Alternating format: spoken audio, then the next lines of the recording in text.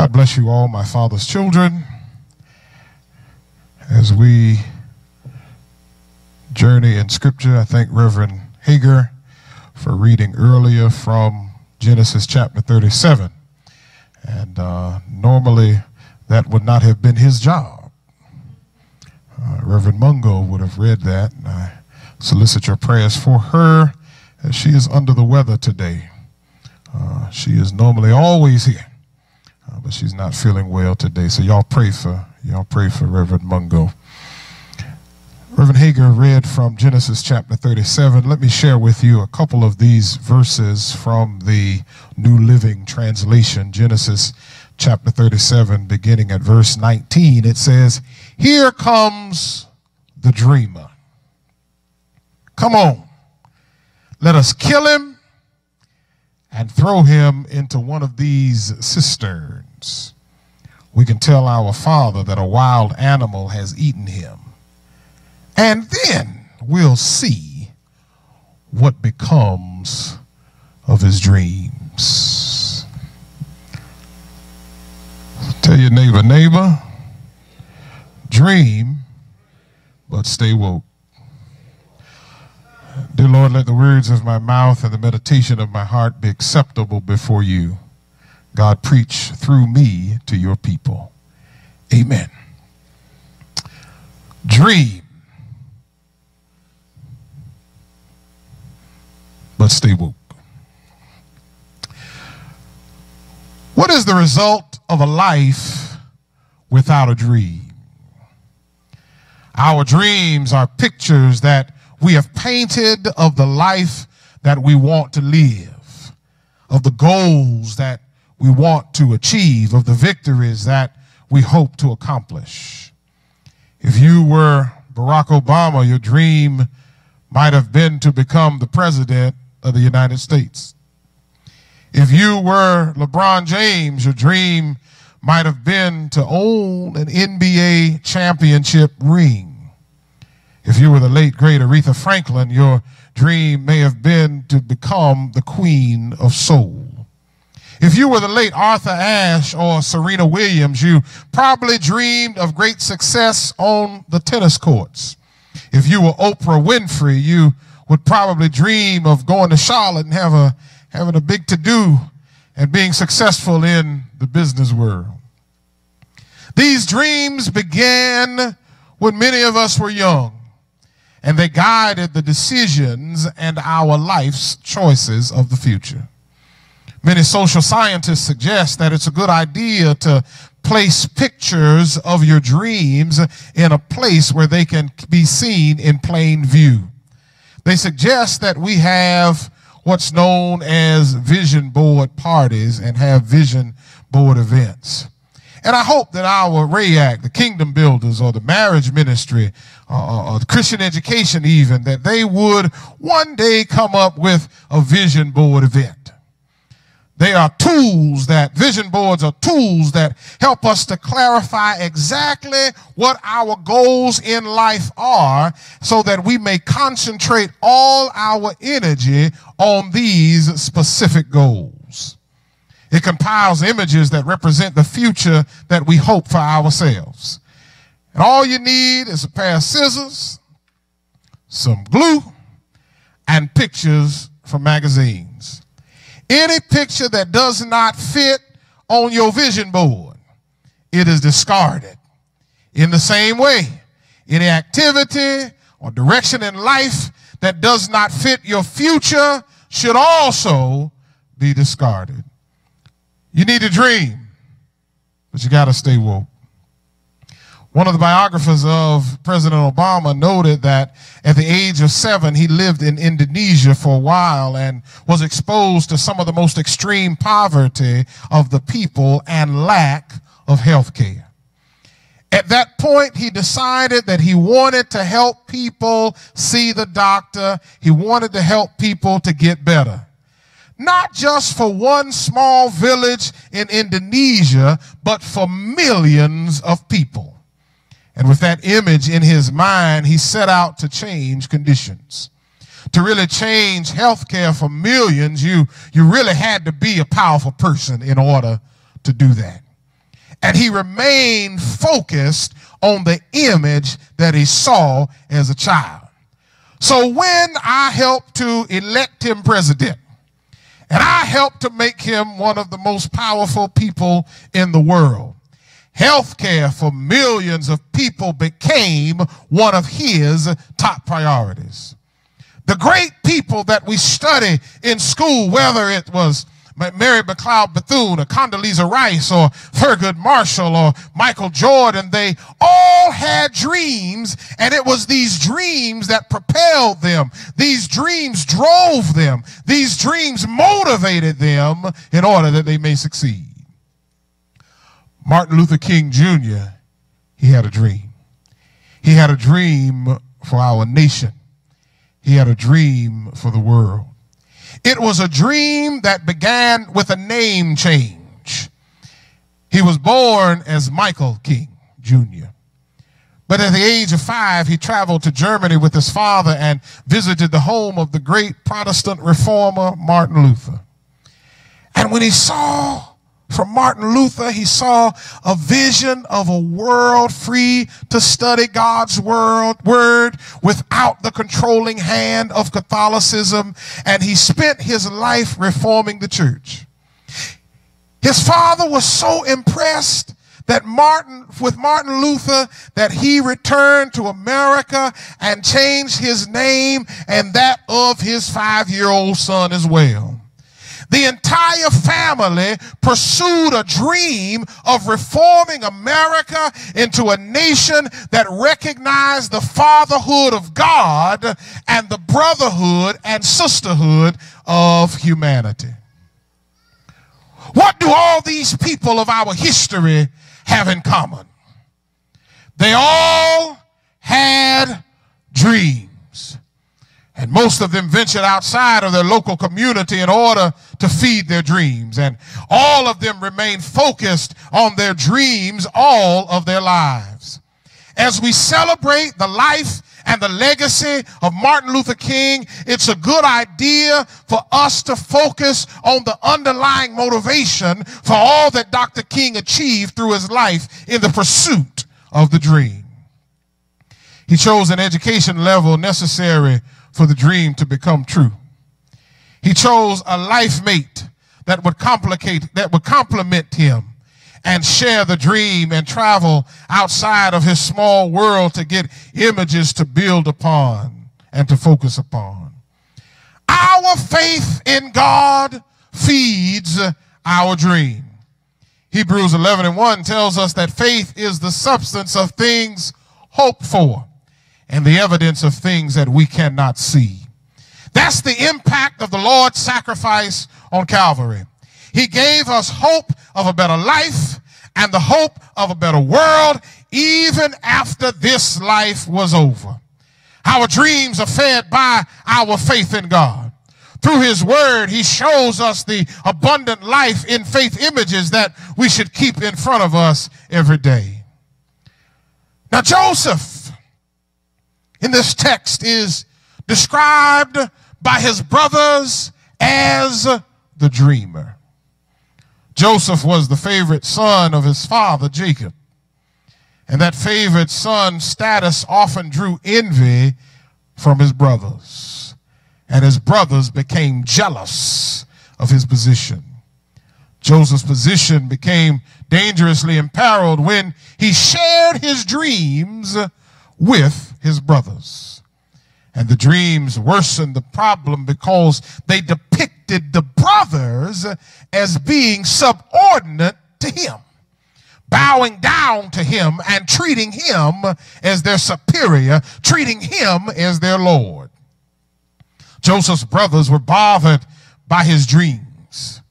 Not that the brothers believed that the dream would ever happen, but they were bothered because their youngest brother had the audacity to believe his own fickle dreams. So they threw him into a pit, and they reported his unfortunate demise to his father, throwing him into what they believed was eternal silence. They said, "And we will see what becomes of his dreams." Years passed before they saw Joseph again. But in the interim, many things happened to Joseph, and these seemed to threaten the dream. But it positioned him to realize the dream to the fullest extent possible. And eventually, the brothers saw Joseph again, and they also saw what became of his dreams. They saw that he dreamed, but he stayed woke. Now, this text gives us a clear image of three aspects of our dreams as we look at Joseph's dreams. First, Joseph's dreams pursued him. There's no record where Joseph sought to raise himself to a position where his brothers would one day bow to him. He didn't do anything to promote himself. He didn't do anything to try to excel over them. However, his dreams pursued him. It pushed him into places and pushed him into circumstances that made it happen.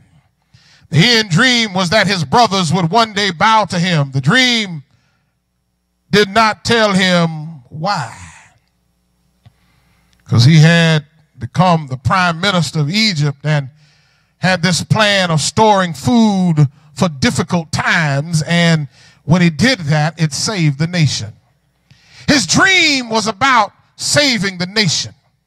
His dream pushed him into a situation and circumstance through which it could be fulfilled. Today, there are millions of people who hear Dr. King's "I Have a Dream" speech, and they're inspired because they too have dreams that are driving them, that are directing them to destinations unknown. It is pushing them into college. It is pushing them into careers that are focusing them to meet people and prepare them for some unseen circumstance in the near or distant future. No matter how they try to get out of it, the dream continues to pursue them. Relentlessly, the dream is pursuing them while they are awake, while they are asleep. The dream is pursuing them. Sometimes the dream is an idea like the Wright brothers had of a flying machine or Henry Ford's automobile assembly line. Sometimes it's an idea so strong that it opens doors for you and pushes you in and helps it come to pass. Thurgood Marshall was pushed by the idea that there should be justice for all, and the doors of the Supreme Court were open to him, and the dream pushed him into a black robe. If God gives you a dream, the dream will pursue you relentlessly. In your waking hours, the dream will pursue you. And in your sleep, the dream will pursue you. And the dream will continue to pursue you until it reaches its fruition. Well, number two, without the dream, there's a different future. Joseph's entire life story is based on his dream. But without that dream, his life would have been totally different.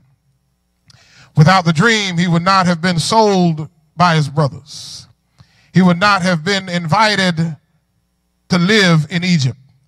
There would not have been no crossing of the Red Sea, no 10 Commandments, no temple in Jerusalem, or any of the historical events familiar to us. It all started with a dream. Today, we must help our children dream, because without dreams, their future is limited. A blind man cannot dream of things he has never seen, because dreams are made up of the images of things that we have seen and repositioned. A person who has never experienced peace cannot dream of having peace. They've never seen it. A person who has never once seen love, they cannot dream of love. It's important to see as much as we can And it's important that we expose our children to as much as we can, because what our children see allows them to dream an exploited dream. It allows them to see an improved version of what they've seen. And a person who becomes a dreamer, they become an igniter. A person who has not seen becomes a dream killer. They can't picture it happening because they've never seen it before. A visionary is a person that takes a random thing, scenes, and paints a new picture of what can be. A leader is one who leads a mostly blind people into a vision. That is why it's central that every child's education, it involves travel, it involves hand-on experience, it involves reading, not excluding traditional instruction. That's why I thank God that he has blessed my wife and I, that we have been able to take our children outside of this country so many times. I didn't leave North Carolina till I was 15 years old. And already my children have been out of the country more times than I know about. All three of these promote images that feed dreams. Our faith in God should push us to pursue faith-based aspiration, as the scripture said, the evidence of things not seen. I'm going to take my seat, but let me tell you, number three, if I can dream, my future is clear. For Joseph, his dream excited him. He told it to his father. He told it to his brother. He told it to anyone who would hear him. His dream was his driving factor. And those who have a dream, they enjoy talking about it. They enjoy writing about it. They enjoy living it. They enjoy pursuing it. And if you enter into a relationship with a person who has no dreams, then their lives are pointless and they will drag you into their pointless situation. Their excitement about their dream should excite each one of us to share our dreams with somebody else. About 3 months after the assassination of Dr. King, Elvis Presley released a song entitled "If I Can Dream." And the lyrics to Elvis' song says, "If I can dream of a better land where my brothers walk hand in hand, but as long as a man has the strength to dream, he can redeem his soul and he can fly." Now in Elvis' song, with these most simple of lyrics, it became an instant hit. It epitomized Dr. King's idea and Dr. King's message to America. It was an image of a land where brothers and sisters could walk hand in hand. If you can dream, your future is clear to you and you will pursue your dream. But without a dream, Greater Bethel, then you are lost. Our challenge is to help our future generations to see the fullness of Dr. King's dream for America, and also see, with God's help, what happens if we can only dream. Joseph's brothers cast him into a pit and said, "We shall see what will become of his dreams." We all should step out on faith and demonstrate to a world what can happen when a God-inspired dream begins to unfold. That's when it asks, what can become of his dreams? Well, today the question is more personal, Greater Bethel. What can happen if Greater Bethel would just dream?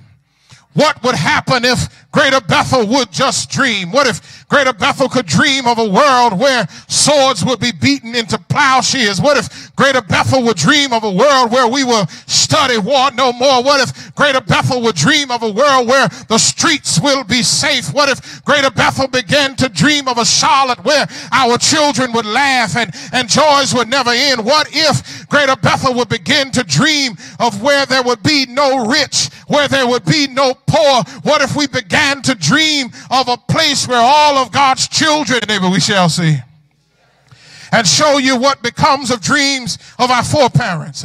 In the land of we shall see what became of Frederick Douglass' dream of freedom from slavery. In the land of we shall see, we'll see what became of Booker T. Washington's dream of a skilled and educated black workforce. In the land of we shall see, we'll see what became of W.B. Du Bois' dream of a thinking and intelligent race of African American people. In the land of we shall see what became of Marcus Garvey's dream of a race of people that would be proud of the blackness that was on their skin. In the land of we shall see what became of Shirley Chisholm's dream about a day when our leaders will be boss black and unbought. In the land of we shall see what became of Jesse Jackson's dream of former slaves moving from the outhouse, moving on to the White House. In the land of we shall see what is beyond our comprehensions, because as I told you earlier, and as I've said time and time again, Greater Bethel eyes have not seen, nor has it entered into the hearts of men, the great things that God has in store for us. So if you want to see what shall become of the dream, come and go with me. If you want to see of what becomes of the dream, come and go with me to my Father's house, because I come to let you know that somebody said, let's put a crown of thorns upon his head, and we shall see what becomes of these dreams. Somebody said, let's nail his hands to an old rugged cross, and we shall see what becomes of the dream. Somebody said, let's bury him in a borrowed tomb and put a stone in front of it, and we shall see what becomes of the dream. But as I take my seat, I want to let you know that early on Sunday morning, he rose from the grave with all power in his hands, and on today he sits on the right hand of God, and one of these days we shall see the reward of our faithfulness. We shall see what happens when you stay woke. Say yes. Yeah. Tell your neighbor, stay woke. Neighbor, stay woke. Stay woke. Stay woke. Stay woke. Stay woke.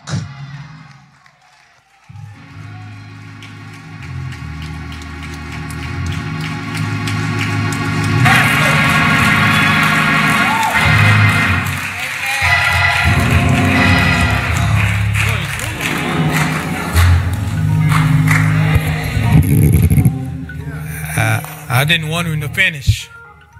I wanted him to go a little further, but you know, today